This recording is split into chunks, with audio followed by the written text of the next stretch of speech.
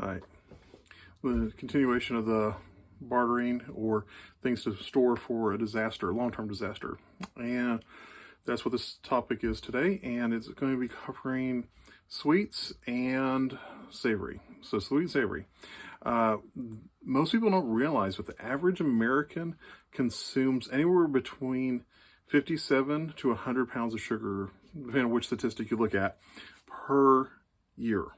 Um, Hard facts are, in America, we consume over 11.5 metric tons of sugar per year. A lot of sugar. And that's one reason we have our weight issues and stuff like that. And it's just adding so much food. But also, in a long-term disaster, people are going to go through withdrawal. Sugar has the same effect as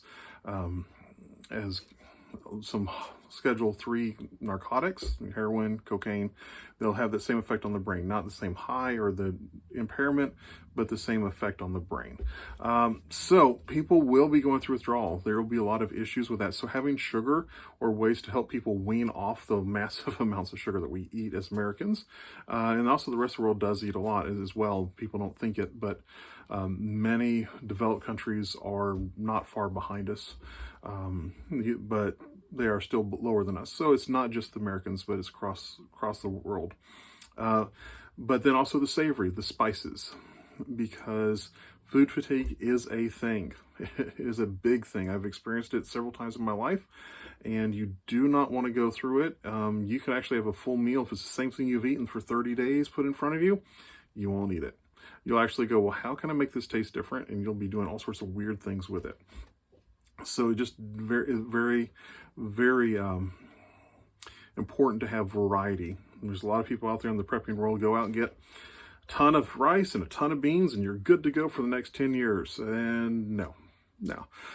You want to have those things, or if they're stored properly and wisely. But if you're preparing for long term, depending on how many people you have, it may be excessive for you. But if you don't have spices to give you a different variety on that, the average American will just stop eating. They'll have something put in front of them because we expect a lot of variety in our diet.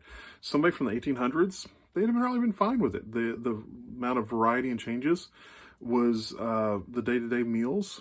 They'd have one, quote, exotic meal per week, and the rest of the time it was pretty much the same thing, Breakfast was the same, lunch, dinner, same thing, if they even had those 3 meals per day. So going into that, some of the key ones is for Americans and just the modern world in general, having some sort of sweetener is important. If you can find one that's locally sourced, that you can grow yourself and produce yourself, that's a great barter item.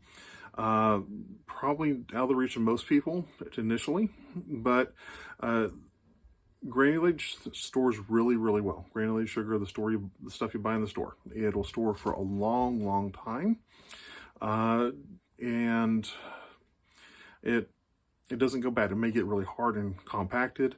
You have to beat it apart, but it still is sugar and still will work.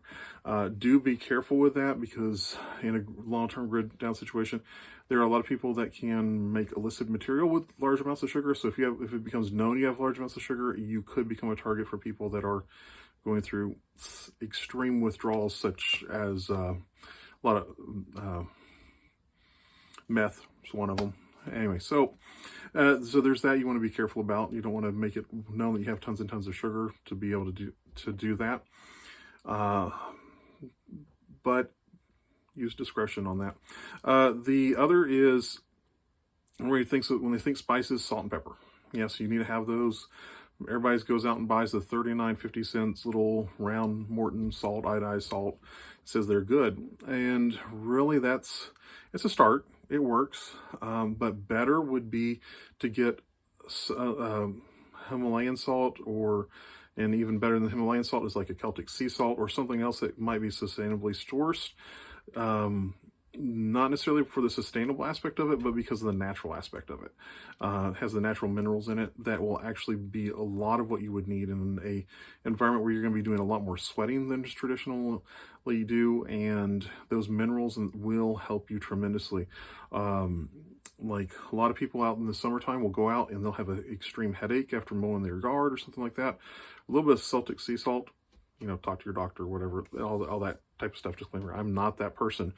But a little bit of that salt, a pinch of that salt in their mouth, and just let it dissolve, and it'll help with the headache, or which is some of the onsets of heat stroke and mineral deficiency. So that can help. That's what is a lot of the electrolytes. Gatorade was originally, a large percentage of that was salt. It still is to this day. When it first came out, it didn't have much sugar in it, believe it or not, but had some, but not as much as it does today. Then the pepper, to add the spice, to add the flavor, is very important. But that goes to long-term storage. Pepper loses flavor fast. Anybody that goes to a sit-down restaurant, mom and pop, there's a little salt that you just pour out, and pepper that you pour out.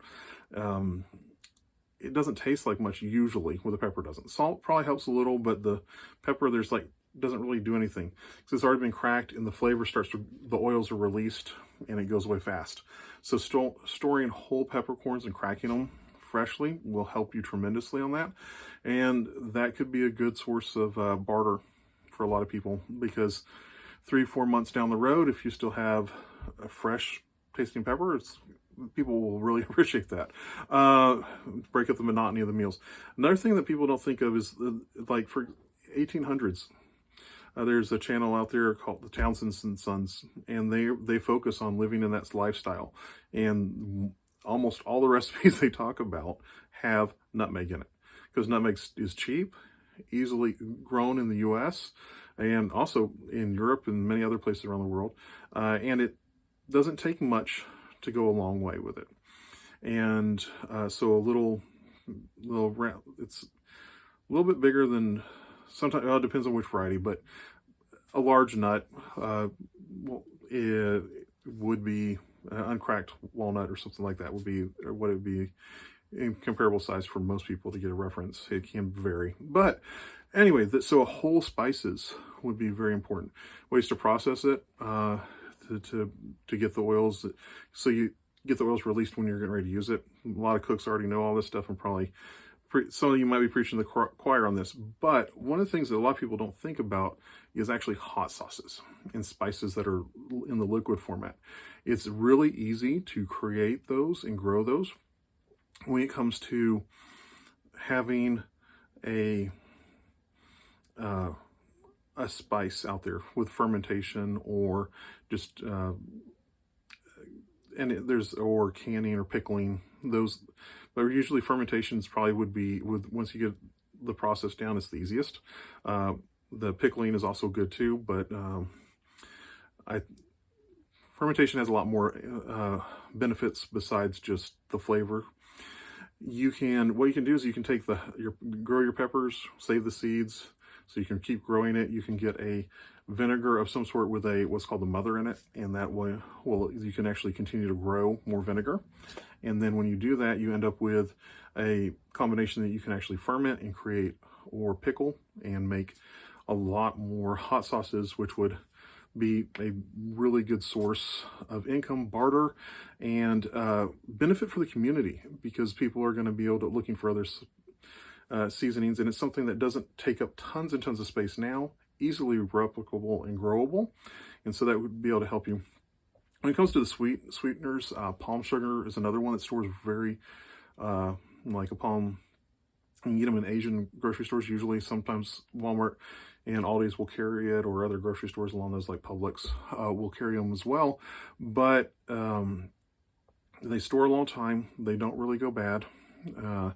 And people are looking for sweetness. Maple syrup's another one. Honey. You can have honeybees and collect honey. It's a lot harder than people think, but just think of outside the box a little bit, what you can grow and have for yourself, for a sweetener for yourself and for others around you, so that you can have a way to have a better lifestyle in a long-term disaster. So that's what this is about. I hope this has been helpful for you. Remember, if there's anything that I can do to help, please reach out. I look forward to answering any questions that people may have, and may you have a good evening and be safe out there.